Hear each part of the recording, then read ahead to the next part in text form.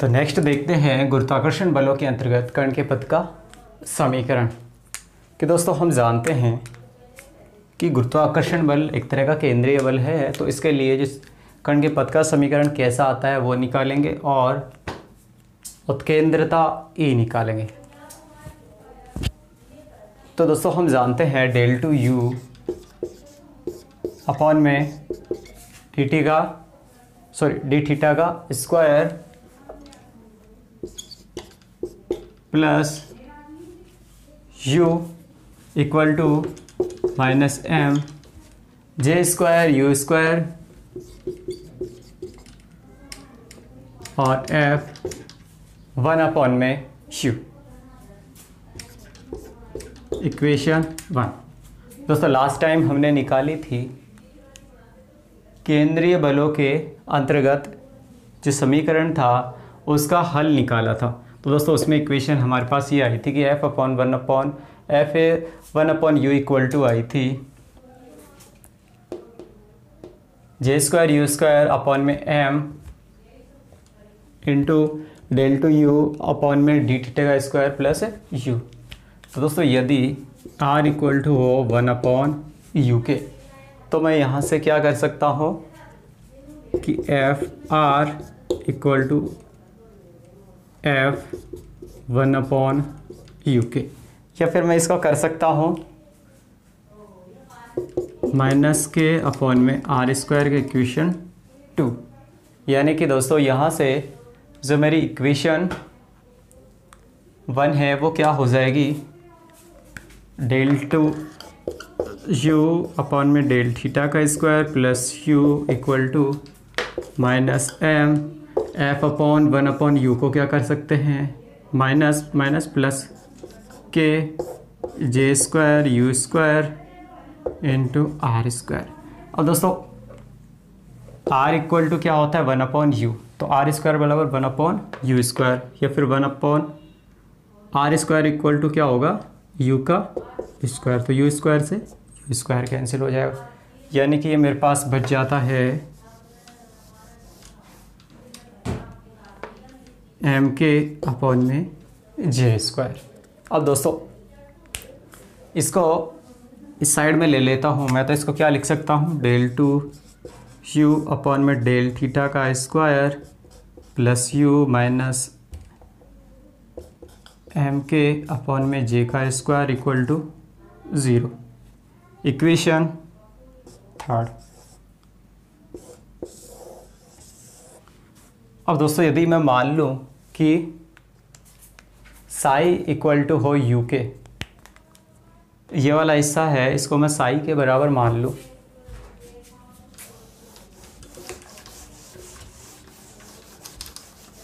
यानी कि ये जो मेरा पोर्शन है इसको मैं मान रहा हूँ कि psi equal to U minus M K J square. तो दोस्तों इसका मैं अवकलन लूँ तो ये क्या आएगा दोस्तों, ये आ जाएगा थीटा के सापेक्ष डी साई अपॉन में D theta equal to D U upon में डी थीटा, और दोस्तों थीटा के सापेक्ष इसका अवकलन लेंगे क्या आएगा 0। ऐसे ही दोस्तों मैं निकाल सकता हूँ डी टू साई अपॉन में डी थीटा का square equal to D two U upon में डी थीटा का स्क्वायर। इक्वेशन 4। तो दोस्तों यहाँ मैं क्या लिख सकता हूँ, del two psi plus psi minus M K J square, ये तो ख़त्म हो जाएगा, तो ये मेरे पास इक्वेशन बन जाएगी साई के रूप में। यानी कि इक्वेशन 4 से इक्वेशन 4 को इक्वेशन 3 में रखते हैं तो क्या आएगा, डेल टू साई अपॉन में डेल थीटा का square plus psi equal to 0। Equation 5। दोस्तों समीकरण 5 एक द्विघात समीकरण है, तो इस समीकरण के 2 मूल होंगे, यानी कि मैं इसको लिख सकता हूँ psi equal to psi 0 sine theta और psi equal to psi 0 cos theta equation 6। अब दोस्तों मैं क्या कर सकता हूँ, इसको मेरे पास समीकरण के दो मूल आ गए। तो दोस्तों मैंने यहाँ से क्या निकाला था, साई बराबर u minus M K upon में जे स्क्वायर। तो दोस्तों उसी को यूज़ करके मैं इक्वेशन बना लेता हूँ। ये मेरी equation 6।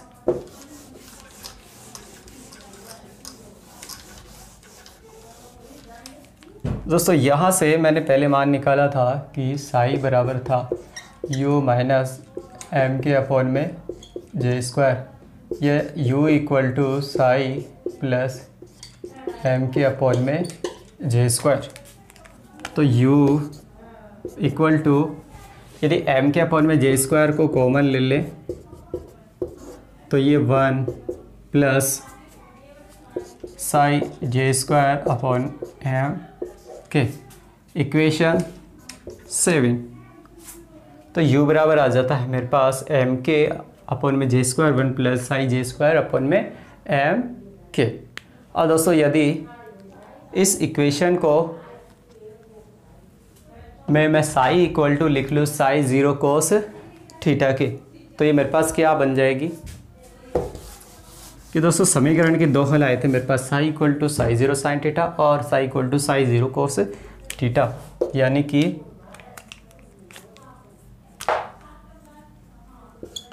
u equal to M K upon में J square 1 plus psi 0 cos theta J square M K, equation 8। तो इक्वेशन 8 आ जाती है, यानी कि psi equal to psi 0 cos theta रखने पर। अब दोस्तों यहाँ से मैं एक मान रख सकता हूँ कि v बराबर होता है जे स्क्वायर अपॉन में एम के। तो दोस्तों यहाँ से मैं मान लिख सकता हूँ p का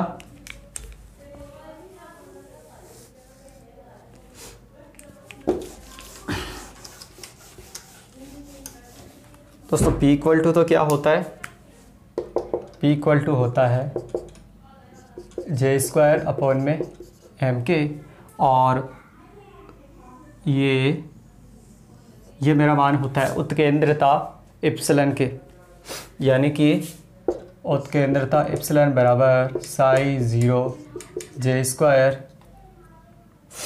एम के। तो दोस्तों यहाँ से मैं इक्वेशन बना लेता हूँ, u इक्वल टू,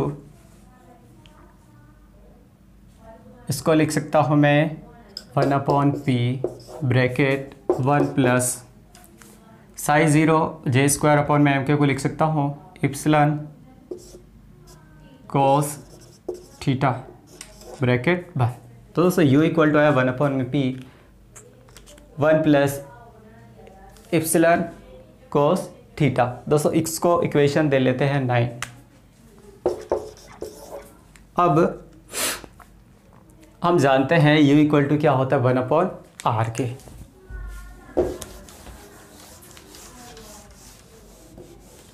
तो यहाँ से मैं लिख सकता हूँ चूँकि u equal to 1 upon R, तो यानी कि 1 upon R equal to 1 upon P 1 plus epsilon cos theta.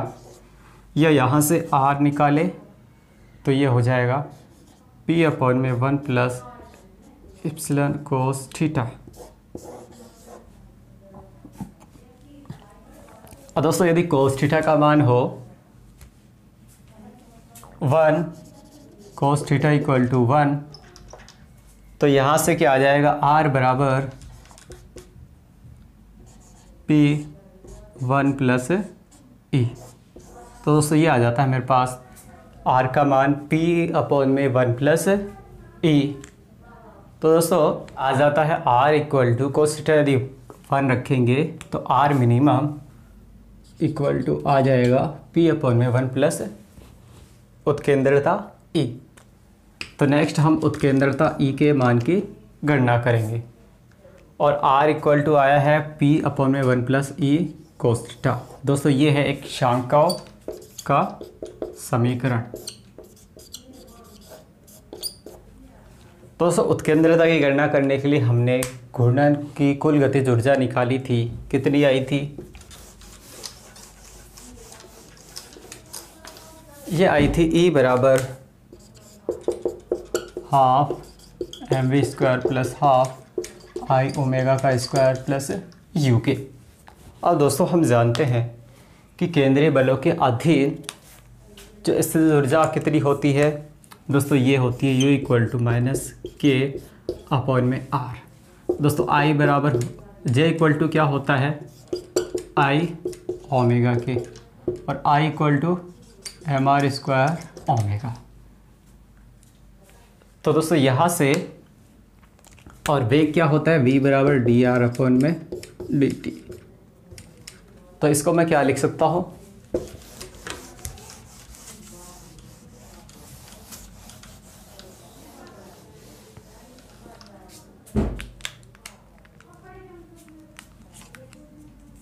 E बराबर हाफ m v यानी D R upon D T का होल स्क्वायर प्लस हाफ दोस्तों J equal to I omega और mr² omega. तो दोस्तों इसको मैं लिख सकता हूँ J² two mr² plus U को लिख सकता हूँ मैं माइनस के अपॉन में R। तो दोस्तों ये आ जाती है इक्वेशन 2। अब उत्केंद्रता इप्सिलॉन का मान निकालने के लिए मैं क्या करूँगा कि जो R है उसका क्या करूँगा, मिनिमम मान लूँगा।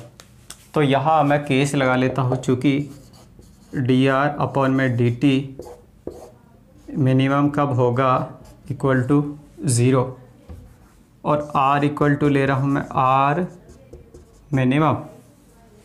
तो दोस्तों R equal to R minimum यानी कि मिनिमम मिनिमम और R मिनिमम। तो इक्वेशन थर्ड क्या बन जाएगी मेरे पास,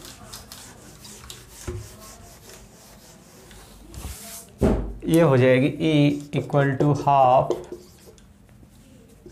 m 0 प्लस J² टू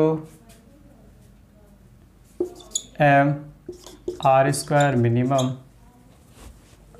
अब चाहो तो मैं यही R मिनिमम का मान रख सकता हूँ। दोस्तों क्या आया था R मिनिमम का मान मेरे पास P अपॉन में 1 प्लस ई के, यानी कि R बराबर 1 plus P equal to 1 upon E, यानी कि यहाँ मैं ये मान रख सकता हूँ।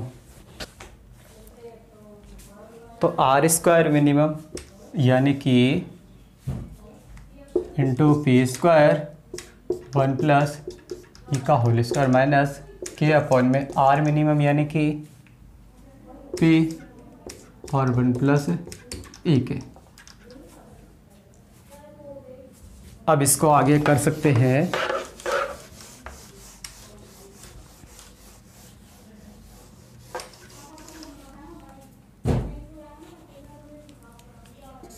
A इक्वल टू 0 और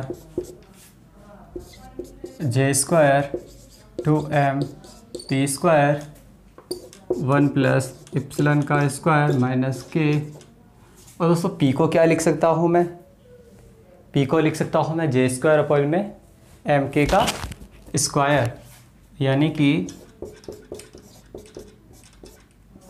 J² इंटू mk का स्क्वायर।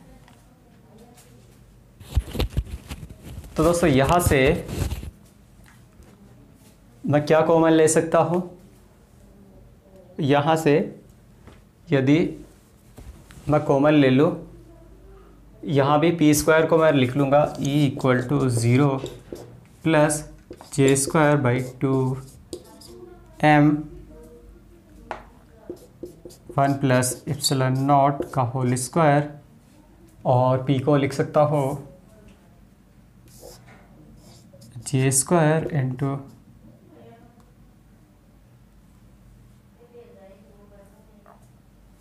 p को मैं लिख सकता हो जे स्क्वायर अपॉन में एम के, p को जे स्क्वायर अपॉन में एम के। और दोस्तों पी स्क्वायर है तो इसको क्या लिख सकता हूँ,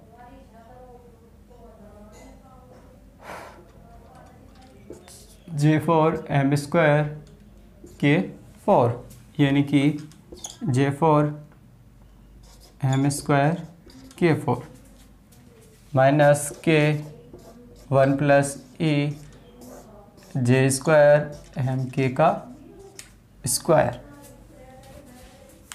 तो नेक्स्ट इसको सोल्व कर लेते हैं।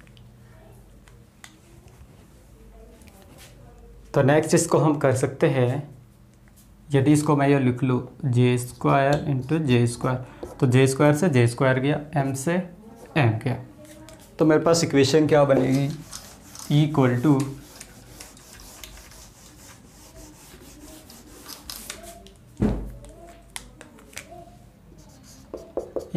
टू अब यदि मैं इसमें से कॉमन ले लूँ एम के स्क्वायर अपॉन में 2 जे स्क्वायर, तो यहाँ से तो बचेगा 1 प्लस इप्सिलन का होल स्क्वायर, 1 प्लस इप्सिलन का होल स्क्वायर माइनस 2 कॉमन ले रहा हूँ, 2 यहाँ गुणा में हो जाएगा और एम से एम कट जाएगा, के से के कट जाएगा, जे स्क्वायर से जे स्क्वायर कट जाएगा, यानी कि यहाँ मेरे पास बच जाएगा 2 1 plus E equal to 0। Sorry, अभी 0 लिखने की मेरे को ज़रूरत नहीं है। अब यदि मैं इसको इस साइड में मल्टीप्लाई कर दूँ तो ये क्या आएगा, 2 जे स्क्वायर ई अपॉन में M K square equal to 1 plus epsilon का whole square minus 2 epsilon. Next इसको आगे सोल्व कर लेते हैं। तो ये क्या आ जाता है, 2 J square E M K square equal to 1 plus epsilon का square plus 2 epsilon minus 2 epsilon naught. तो ये इससे कैंसिल हो जाएगा और यहाँ बच जाता है epsilon minus 1 equal to 2 J square E upon में एम के स्क्वायर।